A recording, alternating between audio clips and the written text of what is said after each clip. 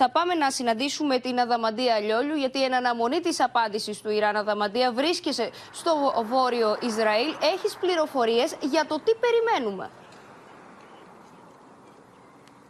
Βρίσκεται σε γρήγορση, Χρύσα, το Ισραήλ για αυτήν την μαζική ιρανική απάντηση που περιμένει και το ζήτημα βέβαια είναι το πότε αυτό θα συμβεί.